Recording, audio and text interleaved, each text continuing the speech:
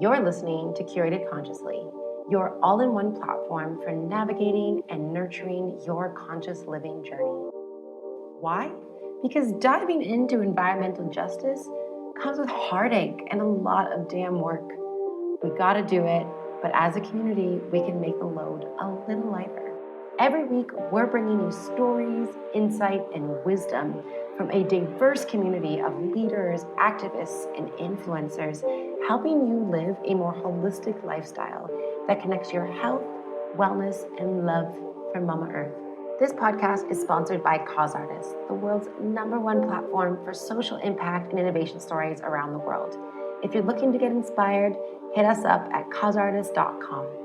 And of course, I'm your host, Jasmine Rain, Curator-in-Chief at Curated Consciously and Social Entrepreneur. You can connect with me and our community on Instagram at Curated Consciously. Now roll your shoulders back, get comfy, put the coffee on. It is time to deep dive into some thought-evoking conversation, Curated Consciously. Okay, Kels, at what point in starting something new or, learning something new, do you begin to think that you're just going to fail? Honestly, Jasmine, with me, it's typically straight away. I'll usually get into a thing with a lot of excitement and a lot of energy and enthusiasm for it. And as soon as it gets real, I believe that I'm going to fail because I believe that I am not up to the task. Yeah, I definitely resonate with that. I feel like when someone comments on the fact that I'm doing something new or I'm learning something new, even if it's my mom, and they're like, "Oh, you're doing really great at this," or "Oh, did you hear that Jasmine picked up this new skill?" I don't know who's talking about me like that, but definitely a mother.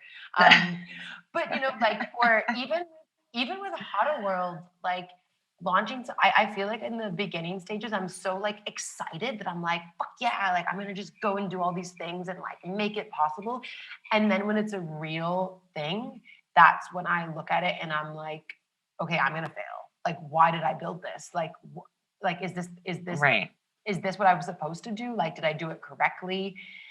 And obviously, that journey has taught me that, no, you're probably not going to do everything correctly the first time. Certainly, yeah. Yeah, but also having to navigate the fact that, you start something, even whether it's a freaking online course, you start it and then halfway through, you're just like, oh God, do I really want to do this? Am I going to fail? Is it worth it? And am I the right person to do this? And I feel like that question, am I the right person to do this, is something that definitely I struggle with. So.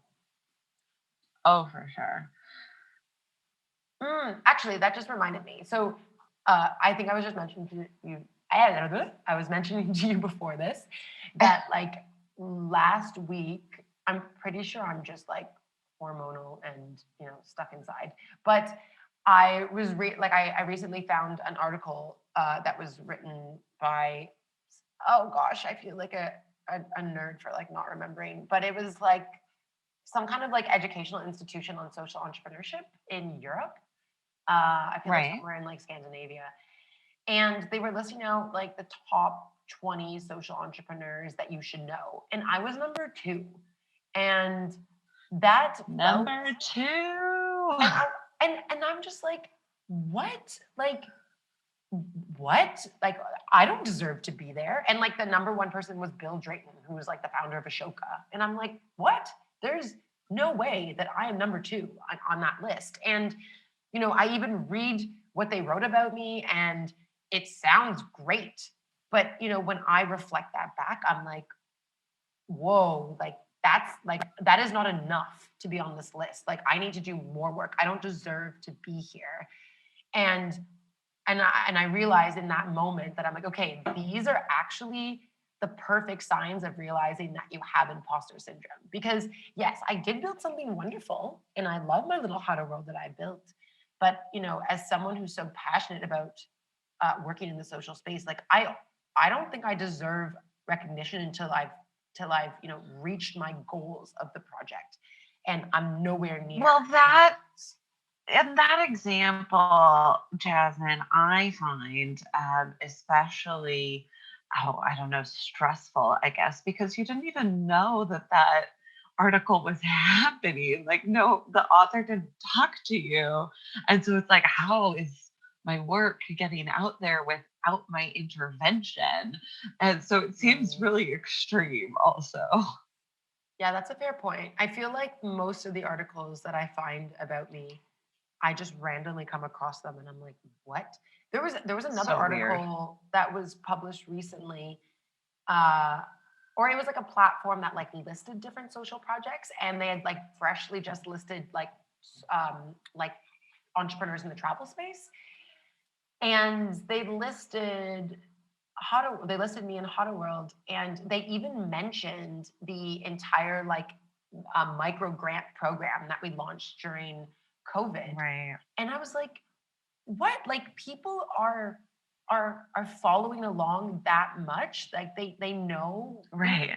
It's also this idea of like, whoa, like even the little things that I do, like they really could make an impact, but yet I'm sitting here like, no, no, no, no, no. That's not enough. That's really not enough. Right. Like I need to be Right. literally solving world hunger in order for you to be writing about me.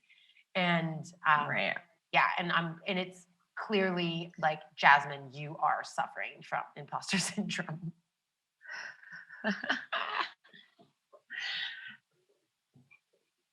So yeah, It's such a hard one. so I'm wondering, like, what do we do? What do we do when we're in this situation? Like, Mm, we've realized that we are kicking ourselves because we're terrified of failure, which is a continued conversation from episode 2 with Justine. Because, shout out to Justine. yes, she is incredible.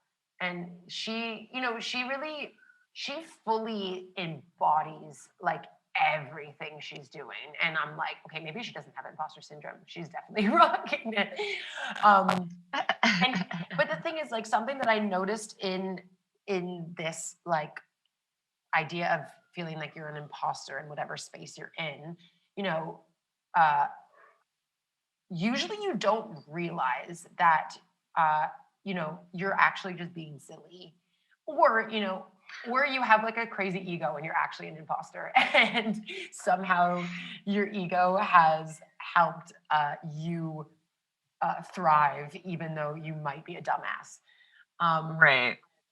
So Well, and with that, like to that note, I think that one of the biggest pause. My dog Fox has joined the podcast here today with us. hi, Foxy. She just wants to be pet all day, every day.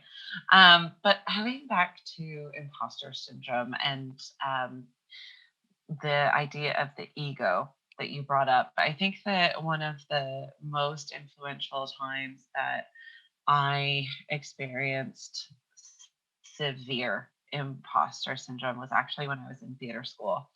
And Mm, actors are given this, title by society of having this confidence and ego and like putting yourself out there. And I honestly think that all of them, at least the majority of actors that I've come in contact with, um, suffer the most that I've seen in terms of imposter syndrome. And maybe it's because we're always pretending to be somebody else. nailed Nailed it. it.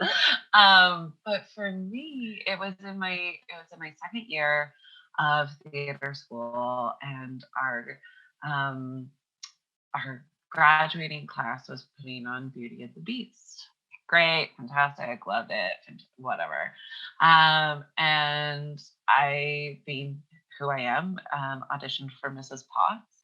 And one of my best friends at theater school at the time also wanted that role. And um, I got I got the role of Mrs. Potts, and then spent the next few months in rehearsals, individual personalized rehearsals with the vocal teacher, to sing Tale as Old as Time in front of everybody, and like knowing that my friend was a better singer than me, but that like I don't know if I was cut out for this, but it was the role that I wanted. And isn't it such a great opportunity? Um, and the night before opening, it's preview night, and that just means that it's um, kind of like friends of the theater who are invited to show up for preview night. All of the staging is planned out. The lighting is sorted. The costume, it's a full like costume dress rehearsal, and there are people in the audience, and it's all people who it's a lot of it was alumni who we'd been in classes with the year before. So all people that we knew, right? Not an intimidating crowd at all.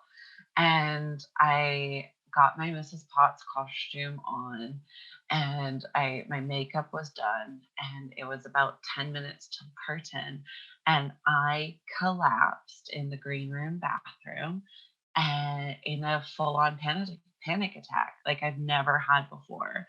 And just the idea that I had to stand in front of uh, crowds of people for 2 weeks and sing this song that everybody else knows the words to, and if I mess it up, um, then everyone will notice. And one of the big things was that we had a live orchestra, the school orchestra, and earlier in the week during rehearsals when we were practicing with the orchestra for the first time, um, the conductor started Tale as Old as Time, and I was kind of like waiting for my cue to come in. Um, and and then the conductor was also waiting for me. And so there was like this pause in the music Oh my where goodness. everybody, like every single person in the orchestra was just like holding their note. And I was waiting for the next note. And the conductor looks at me and goes, "Oh, well, are you going to continue?" And I was like, "Oh, I was waiting for you." And he said, "Oh, no, no. You are the soloist. We follow you." And I could have died. So like so that was the week before, and then I'm going up on stage for like this preview night rehearsal, and like not only is the audience going to know if I mess this song up, but the orchestra follows me. Like just it all just felt so wild. And I honestly, I was so anxious and so depressed during that whole time that like, Jasmine, I'm gonna be truthful with you here real quick. I barely remember that time in my life. Like none of my short-term memories got transferred into long-term memories from those 4 months. None of them. That's interesting. Why do you think that is? I think it's stress, and I wasn't sleeping, and just this whole idea that something that was so precious and such a great opportunity just ended up being something that not only could I not enjoy, but I actually have a hard time enjoying it now, and it's nearing 10 years later. That's interesting. I'm It's funny, I can definitely relate to imposter syndrome and like sorry, I just lost my sentence. I was trying to decide the right word I wanted to use, but when I was in musical theater in high school, when I went to like a specialized art school, I remember wanting roles so bad and then realizing that I probably wasn't the right person for them, but wanting them so Right. bad that like I would literally hurt my own self knowing that Mm. like actually, you know what's my mom, so I did a lot of I think actually like the acting space or just like the theater space in general is a great platform to kind of talk about imposter syndrome as well. I didn't actually think of this, but I also think because I don't actively think so much about high school days anymore because it was over 10 years ago. But Yeah. yeah, I'm like, Jesus Christ, I'm so old. Um, sweet baby Jesus. I probably shouldn't bring inside jokes that are related to religion onto the podcast. But what I was going to say is when I was little, so I was acting at a really young age. Like I was doing commercials and I was in movies and stuff at a really young age. Nothing like super important at all. So don't worry. Everybody. just cheaper by the dozen too. No big deal. And well, actually, I was like, my claim to fame is the 50 Cent movie. Like, come on, guys. Like, who doesn't want to be in a 50 Cent movie? But, you know, I remember my mom knowing, like, she was so conscious about the fact that she was like, okay, my daughter is going to start working in this space. And the biggest thing that she needs to get used to is rejection. So Yeah. my mom sent me sometimes to like auditions that I obviously wasn't gonna get, but she needed me to. Oh my god, my mom was a genius. I can't believe she actually did this. Now that I'm thinking about it, Yeah. she wouldn't tell me that I wasn't gonna get them, but she would send me to auditions that I was obviously not like it just didn't suit me. Like I would, so for example, when the remake of Peter Pan came out with like literally an all white cast, obviously, you know, Right. my mom sent me to like the open audition for Wendy, and Right. I walked into that room, the only colored kid, uh, and with a bunch of different like you know obviously my body shape and like my size at the age of like 11 is obviously like I was a full-size adult by the time I was 11. And anyways, so like, you know, I walk into this room, there's like 20 girls who all look the same. They're all fair skin, light brunette hair, like light eyes.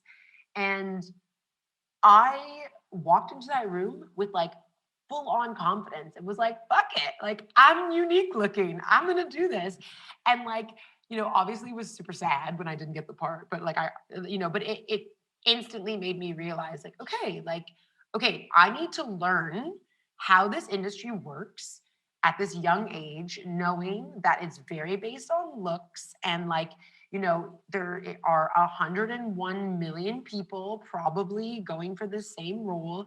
And anyways, like, you know, I had to really step into like like be self-aware and conscious at a young age and realize that um like, hey, you're actually decent at this, but you know, you're not always going to be chosen because looks are a really big part of, you know, casting Mhm. for specific, well, like, yeah, for stage, but definitely for screen. Yeah. And yeah, I feel like it's so, you know, maybe the problem is with imposter syndrome is that, you know, we have also been made to think that before we go after something like, well, okay, no, I backtrack. Sorry. Also, sorry, everyone. Kelsey and I did not prepare for this episode. We were like, let's just freaking do it. So we're just like rambling through it. But I think when I look at like this our lifespan, I feel like when we're a kid, we're told like you can do anything you want. Like, oh my god, I Right. will support you. But like you oh my god, I was about to say I don't have an example. I'm like, what is my example? Yeah, I don't have an example. Sorry, but you can literally anything. You can be a pilot. You can be an astronaut, you can Yeah, be a ballerina, you can have a unicorn. Everything is fine. yeah. Okay, astronaut is a great one. Like, okay, you can be an astronaut, and it's like, okay, Jazz. you're going to be an astronaut when you're older. Then you get to like middle school or high school, and they're like, okay, we need you to take every single biology, science, math, Mm. trigonometry course there is available. And Physics. you're like, oh, hell no, I'm not taking any of those, but I still want to be an astronaut. So you find your way to like, okay, I'm not going to take these courses. How can I get around this? Well, no, you can't get around that. Like, Pilot. You can be a pilot. Sure. Can you? Can you be a pilot without all those? I don't know. I don't know. But I guess the biggest thing here is that, like, as we age, moral of the story is that we realize, like, yeah, we can do anything we want, but we have to put in a shitload of work to get there. Yeah. And I Right. think, and I think the biggest issue here is that there is now in 2020 where, like Gen Z is making my brain explode because I still don't understand trap music. And I don't understand how people who make videos on TikTok. So TikTok. oh my God. The TikTok. I'm literally aging myself just like trying to say it is the TikTok. I sound like the guy who's like on the Twitter. Yeah. But I like ultimately, I'm just sorry. Okay, hold on. I got distracted by TikToks. But like I still don't understand how people can like do videos on this platform and then suddenly have a music career even though they have no talent.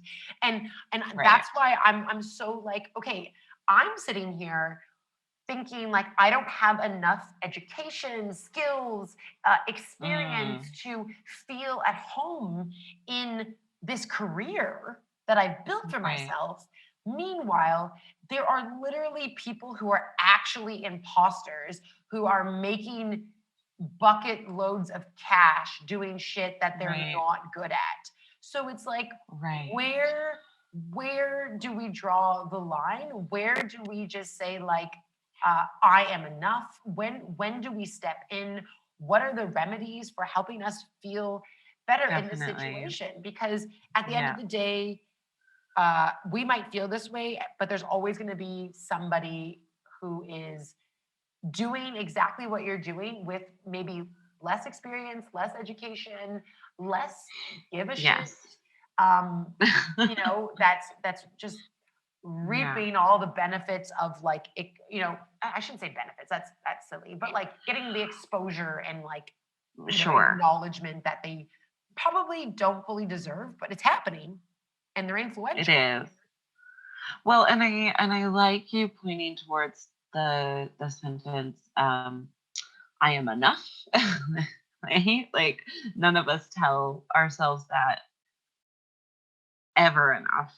And so just pointing us towards the direction of I am enough. How do you draw that line? How do you establish like I am exactly where I'm supposed to be and I am enough for what I am doing? And I hate to say it because I'm such an advocate for self-empowerment. But I do believe, especially if we're talking about imposter syndrome in careers, I do fully believe that outside affirmation is vital and important for getting rid of that imposter syndrome. And I think that if you're within an organizational structure that has management and that you have a manager, your career, or at least your job at that location, could be made or broken by by your manager and their management style, and whether or not they give you outside affirmations or not. And you can have a manager who gives the opposite of affirmations, and you work really hard to try and fix that, and then your health ends up declining, and your mental state, your emotional state, your spirit, all of those things start to degrade over time, simply because you're not getting the outside affirmation that you require to do your utmost within this position. And likewise, if you're in a job that you love with a manager who doesn't let you get away with things and who will push you to uh, you know, get better, like those I think are different qualities. Like a manager has to do that as well as affirm you and affirm what you are doing, and affirm the belief that you can do better. um, then you all of a sudden, I feel like that imposter syndrome goes away quite quickly. Like let's Mm. bring it back to Horror World, Jasmine. I didn't have a clue what I was doing when I joined your team. I had no idea. That's I not just knew that true. That's not well, true. You immediately no, just admitted you have imposter syndrome, but you're actually the perfect human for the role that you had. Like, are you? well, okay, but let's backtrack to November 2018. All right, take me back. All it was at that point was, I know that I have to be here. I didn't know what I was going to be doing. I didn't know how I would be helping. And you, as a manager and a team member, like helped my imposter syndrome when I moved back after my brief visit to Canada for early Christmas. When I got back to Beacon here in December, and it was like, okay, go time. You came alongside in that sort of manager role and said, yes, you are exactly where you need to be. Yes, these are how your skills can be beneficial to what we're doing here. And yes, go for it. And so that idea of like, we what like I just was in Canada and people are like, wait, you're going back to India to do what? And I'm like, I'll be at a guest house with my friend. I'm gonna be at a guest house with my friend. um, and then I showed up, and it manifested through that relationship and through that cultivation. The imposter syndrome evaporated really quickly, and in its place was cultivated my own growth, which I knew was going to happen. Right. And so that's kind of what we had talked about at the beginning of this. Um, your first question was, at what point in starting something new do you begin to think that it will fail? My answer to that was like, not right at the beginning. Right at the beginning, it's full of excitement and enthusiasm. And then as soon as I start, it's like, oh, what am I doing? And then I do believe that outside affirmation is what makes or breaks it after that. Yeah, absolutely. Because you can just spin your own wheels in your head with if you don't have someone else other than yourself saying, you know what, you're good. Yeah, and I think there's two really like golden points that you've just pointed out. So one, in terms of starting it feeling fine and competent and then moving forward and feeling insecure in the process, I feel like that's something that probably most people can connect on. And maybe that's kind of the part of your journey when imposter syndrome starts to creep in, it's because once you've understood, like, okay, this is what I need to do, but you as an individual are bringing in like your own perspective, your own experiences, your own background and expertise in whatever it is that you're taking on. So let's say for you, for example, as like a facilitator and program leader, you're coming in and you're bringing your own individuality to the role. And I think Mhm. I feel like once we start to take a little bit more personal ownership and start to weave in like our ideas and aspects of our personality that like bring together whatever it is you're working on alive, that's definitely where the imposter syndrome comes in. I would say, like now that I'm kind of Mhm. looking at our stories, but and then another thing that you mentioned was this idea of having like a strong manager or like management structure where there is affirmation coming from your team. you know uh what happens when the manager, the owner, the person at the top of the business, the organization, is the one with imposter Yeah. syndrome. And I think, Yeah. one thing that's always bothered me, even though I've always felt like, yeah, I have the experience, I have the expertise I need for this role, like I can do this. And I reaffirm that with myself on like, as much as I can. I just remembered like something that I felt really insecure in was when I was running Studio 89 in Mississauga, when I was the executive director of a youth social justice organization.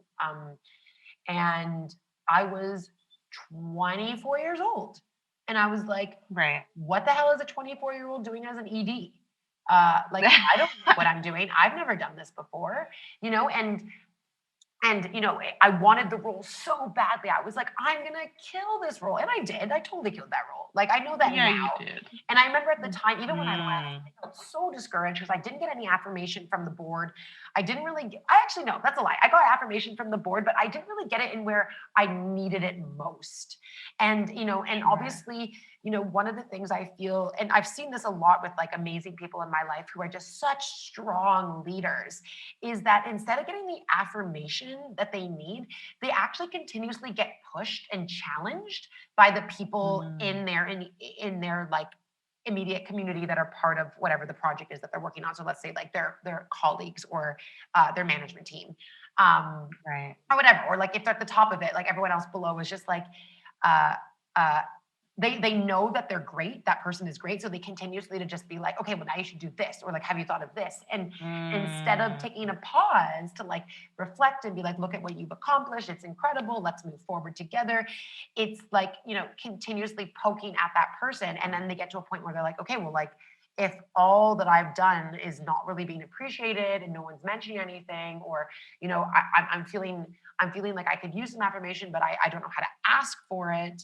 You end up getting kind of stuck in this space of like constantly challenging yourself and feeling like you're never doing enough. And I think that's like something that resonates with me most in almost Right. every role I've had, because um I mean, I feel like every role that I've stepped into, I've stepped into a leadership role in a messy situation for the company. I don't know Right. why that has been a trend my entire life, but I think it's taught me that Yeah. I'm not really supposed to work for other people and that I'm supposed to lead my own projects, because I felt like, at least, so when I was working at the nonprofit, before that I was working when I was like living in my event management world before I permanently basically Oh, shifted to India. yeah.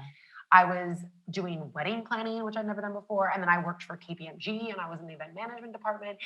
And Right. uh, oh my God, what did I do? I don't know, a million other jobs I did before that. But those were like my big ones after like college. And I was hired as like a newbie. And I was meant to do something really like transformative at some point in that process, in that role, because shit was like hitting the fan. And then like I did that thing, but like then something major happened. So like at KPMG, it was like a really, I don't even know if I can use their name on this podcast, but whatever. They basically hit like a massive financial shitstorm and had to like eliminate the entire event management department. When I was working Wow. at the catering company, one of our biggest clients was exposed for like frauding the company. Oh my um, goodness. when I was working for the nonprofit, like I came into the role and like a few months later realized that there was like no money, and like we needed to Mm. like I had to get something sorted to get some funding in. And like I'm really proud that I'm able to say like I got us tons of money in from like funding or like grants and all these things, and was able to do all this cool shit. But you know, in that process, you're just doing the work and you're like stressed out, and nobody can really help Yeah. you because nobody really knows what to do. So, and you're the person who's supposed to know what to do.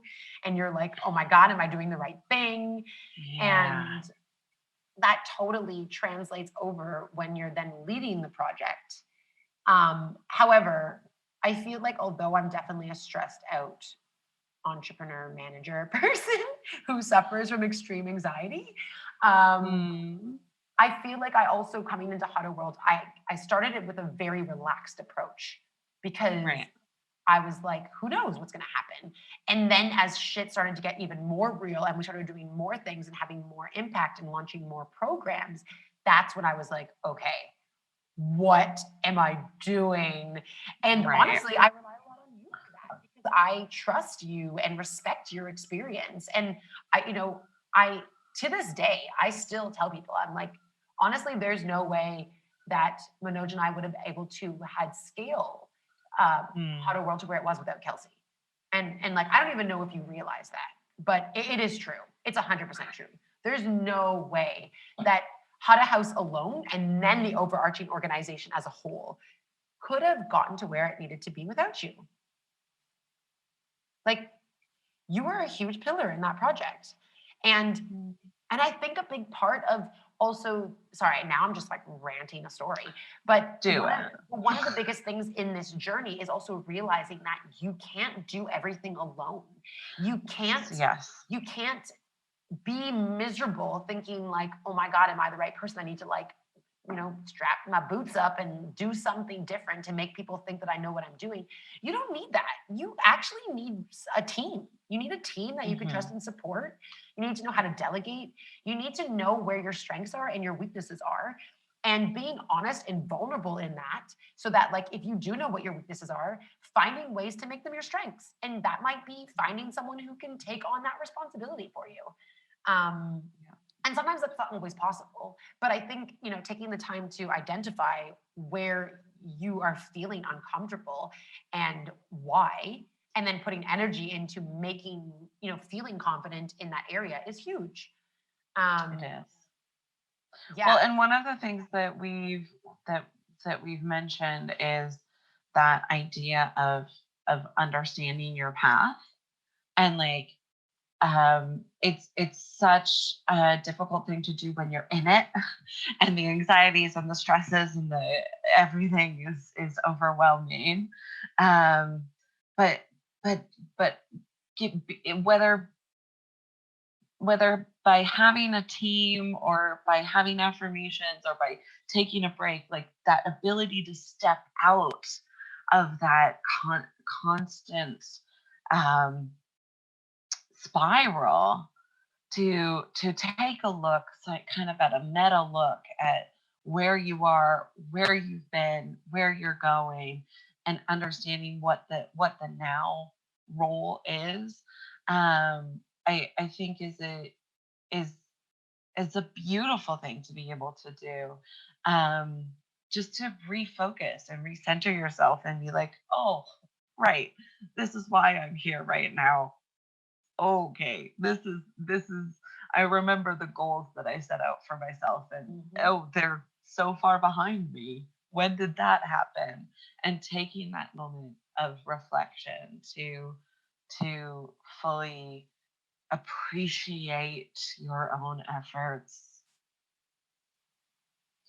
Yeah, I think that's huge. Also, because something that I feel could also come up in terms of like realizing you have imposter syndrome is that maybe you've strayed so far from the original Yeah, goal or yeah. task that you laid out in front of you, and you've maybe like overcomplicated it, or maybe you're just freaking tired and need a rest. You know what I mean? Hmm. Like, I remember actually in August, I took a week off from basically everything. And when I Yeah. came back, I was like, oh my gosh, like I am able to solve problems way quicker. Like, I'm Hmm. processes that were like complicated, like were just too complex, are like just make total sense now. Like, I have so much clarity. And like sometimes that just simply is taking a step back, taking time off, re-strategizing, restructuring, realizing where you're actually going and where you've gone, can make all the difference. It totally can make all the Totally. difference. So I think, Well, and it is the difference between um being present and not being present. And mm, maybe it's because we've lived in India for too long, but being present is so important. Like, it's so important. um, for 100%. those of you who are unaware, it's a very like culturally specific thing to India. um, and something that doesn't make, I mean, at least to me, it, like being present, I was like, okay, being present, but um, it was something that living in India came to understand sort of more fully, and on a personal and intimate sort of experiential level. Um, because you never want to be caught with that, like going back to the example of me with the role of Mrs. Potts, like you never want to be caught in that like hindsight trap of, oh, I really should have enjoyed that more. like, Mm. like you just don't want to do that. It's that hindsight thing um that gives you clarity. That's overrated and bullshit. Like you don't need hindsight to appreciate what you're doing right now. And so taking that week off in August so that you can jump back into your work and be present with your work and be present with yourself, I think is so a part of it. And then if you're in the present and you're aware of how you got there and where you're going, then it doesn't matter if you fail or not. Mm. Mm. Yeah. Yeah. And to add to that, I think it is totally necessary to fail. I think Yeah, we're supposed to fail. right. Failure is one of the biggest learning lessons. Like, oh, I'm just thinking of an example. Um, when's the last time I really failed? Just failed miserably. What did I fail miserably at? I'm Babe. Maybe I can't think of something I failed miserably at, but I think the reason I don't think of it like as failure is because I'm Yeah. like I learned something. Like, okay, like Yes. totally vulnerable moment. When we closed the doors to Hada House in March, Mm, I was like, I failed. I failed. I failed. And which is like the most ridiculous shit ever because one, yeah. there are so many challenges that we were facing in Bikaner. And Yeah. like one of the biggest ones was lack of tourism. and Yeah. and always and still to this day there is a plan for the next things that we want to accomplish, whether that's through different programs or services we're offering through the How to World platform to opening multi-purpose zero waste spaces in other areas of India or maybe even the world, who knows. But Ooh. ultimately, you know closing the doors made me like for weeks I was like I failed, and then coronavirus came in and I was like, oh my god, everything is awful. um You and closed just on time, yeah, and really. then you realize that you're like, okay, well, maybe the feeling of failure has to seep in first for us Mm, to then realize, there's XYZ things that are happening right now that connect directly back to the thing that I thought I failed at. And now I'm mm, thinking, maybe I didn't fail at it. Maybe that's just the way yeah. it was meant to be because Yeah. there's another direction, again, another path that needs to be taken. So taking that intentional time to reflect and realize, like, maybe that's just not the way it was meant to be. And honestly, now when I think about, I'm like, yeah, grieving Hada House, the first Hada House, Bikaner Hada House. The Bikaner is the place I've invested the last like 5 years of my life in. You know, Hmm. I'm still grieving that house and that experience and that energy and that just the daily routines that I built for myself and the team in that space that we built together. I'm still allowed to grieve that. But no, I know now, no, that wasn't a failure. And I feel Yeah. like every time that I even, like, I feel like every time I even say it by accident into the universe, like even the other day, I was like, oh, I feel like like just to my husband, like I failed, like just like in this miserable state. And, because it was, this week was the 2-year anniversary of like when we built the space, and Yeah. it was really emotional, and obviously that's why this topic is so like close to my heart this week. But I posted on Instagram about like this week marks 2 years since we built this Mhm. house, and the experience that we had, and like with our goddess gathering, and it just being something that was so So special. precious. Yeah, and marking the Yeah. end of summer after running all these programs and coming together in this Mhm. space to build something beautiful and yeah, like regenerative, and that was going to spark all this beautiful new energy into the city. Like, it's I don't even remember where I was going with this. I just got carried away. Well, yeah, you had mentioned that this is what happens when it's an anniversary situation. Um, but all of these things that you just mentioned of the origin story of that month that the goddess circle spent getting the house ready with you and Manoj. You're saying create this space, bring this energy into the city. All of those things were done. And so how can it possibly in any realm of the imagination be considered a failure when those goals were accomplished? And um it's this really precious, beautiful thing that, like, right now the time for it is complete at the moment, and we still don't know what kind of fruition will come through there. Yeah. Yeah. um I feel like I had a point to close it up with, but I don't. Oh, I think I just got emotional. And that's okay, we can leave space for emotions. this is what our chai chats curated consciously are all about. Yeah, I know. I'm like, I guess people are just listening literally to our chai chats. Maybe we It's need great. like a separate channel for that, but like chai chats. But yeah, I honestly, well, first of all, just thank you for also being open to like making space for this topic. And I'm really glad that, because I was gonna record this episode alone, but it actually feels like that also felt very vulnerable, because I feel like I would just Yeah. spiral. And I really Oh, appreciate you baby. joining me for this. But Well, yeah, I mean, my pleasure always.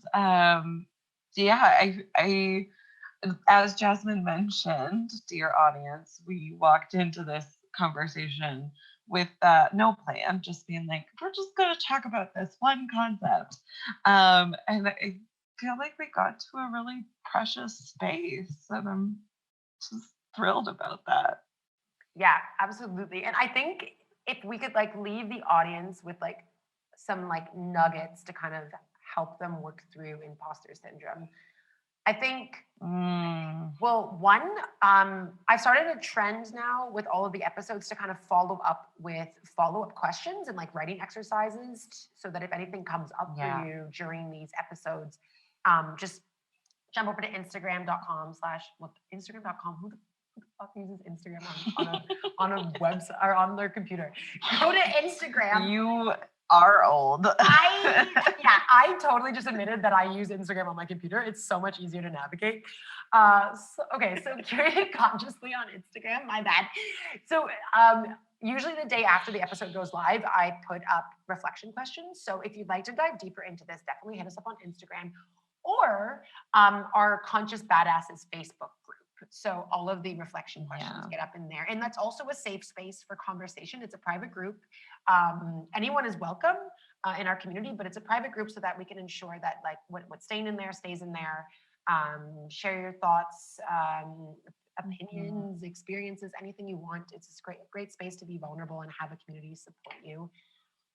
But on top of that, I think, maybe we haven't given the most realistic or resonant examples around maybe an imposter syndrome situation that you might be going through, because we're talking about like uh, running a business, or like, or programs or theater, and maybe you don't relate to that, but maybe it's uh, feelings like you feel like an imposter in your role in your home, as a partner, as a mom, as a Yeah. dog owner, Yeah.